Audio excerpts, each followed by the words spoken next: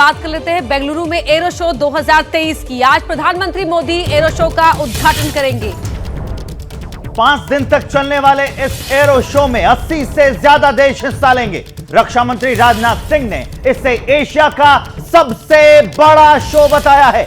इस शो में 80 से ज्यादा देशों के साथ 800 कंपनियां हिस्सा ले रही हैं, जिससे 700 भारतीय कंपनियां हैं, जबकि 100 विदेशी कंपनियां शामिल हैं। इसमें एरो शो की theme made in India made for the world रखी गई है। इसका मकसद रक्षा क्षेत्र में भारत को आत्मनिर्भरता की ओर ले जाना है। तो बेंगलुरु में आज से शुरू होगा ये एरो शो, और इस एरो शो की थीम रखी गई है made in India made for the world. ये इसी थीम के साथ 80 से ज्यादा देश इसमें हिस्सा लेने वाले हैं। 100 विदेशी कंपनियां शामिल होंगी। इस एरो शो में दिखेगा भारत का दम, शौर्य, उसकी ताकत। नीरज राजपूत जुड़ रहे हैं हमारे साथ, देंगे इस खबर को विस्तार। नीरज, एरो शो के बारे में और क्या खास जानकारी साझा करें दर्शकों के साथ? बिल्कुल विवेक, आपने बिल्कुल ठीक कहा कि made in India made for world जो थीम दिया गया है इस बार के एरो इंडिया शो को, जो कि एशिया का सबसे बड़ा एरो शो माना जाता है, प्रदर्शनी होती है।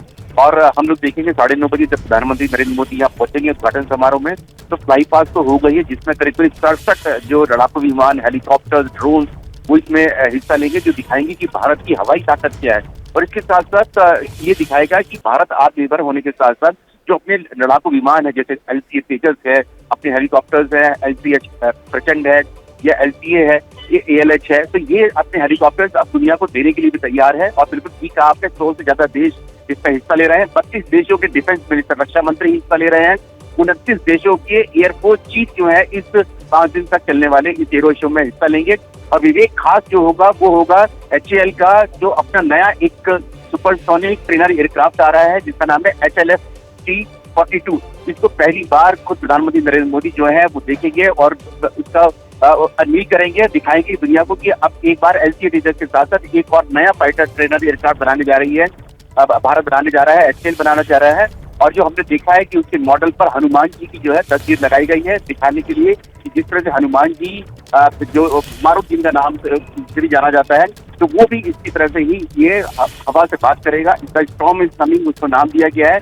अब भारत जो है हथियारों के क्षेत्र में और एरोस्पेस के क्षेत्र में, लड़ाकू विमान और हेलीकॉप्टर के क्षेत्र में अग्रणीय जो भूमिका निभाने वाला है। और इसके लिए इतनी बड़ी तादाद में देशों को आमंत्रित किया गया है इस एरो इंडिया शो में। नीरज, इस एयर इंडिया शो की शुरुआत कितने बजे होगी, इस बारे में कोई जानकारी है क्या?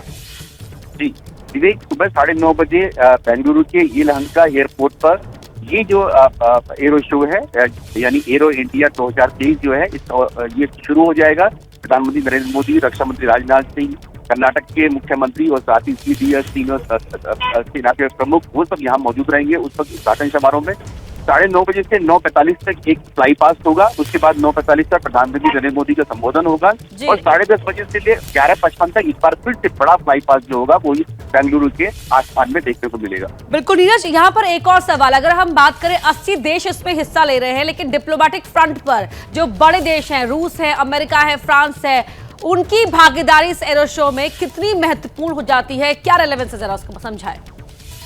बिल्कुल, आपने बिल्कुल ठीक कहा, क्योंकि ये एरो शो ऐसे समय में हो रहा है जब हम लोग देख रहे हैं कि रूस और यूक्रेन का युद्ध अभी चल ही रहा है। तो ऐसे समय में ये जो रक्षा प्रदर्शनी हो रही है, यानी कि एरो शो हो रहा है यहाँ पर बेंगलुरु में हो रहा है, भारत में हो रहा है। तो इसमें आपने बिल्कुल ठीक कहा, अमेरिका, इंग्लैंड, इजराइल, फ्रांस, रूस, जितने भी बड़ी कंट्रीज हैं, जापान, ये सारी कंट्रीज जो है वो इसमें हिस्सा ले रही हैं, अपने रिप्रेजेंटेटिव भेज रही हैं।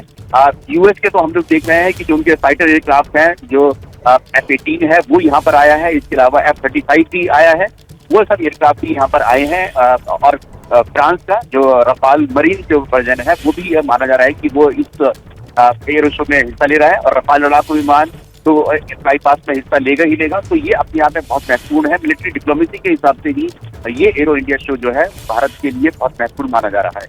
ठीक है नीरज, आप हमारे साथ जुड़े, जानकारी साझा की, इसके लिए आपका बहुत बहुत धन्यवाद। क्या मजबूरी है मेरी, बताइए।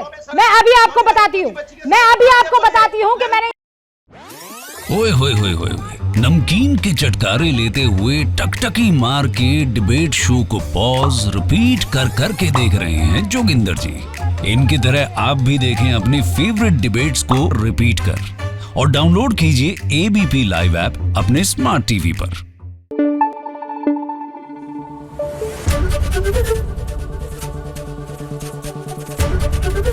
एबीपी न्यूज आपको रखे आगे।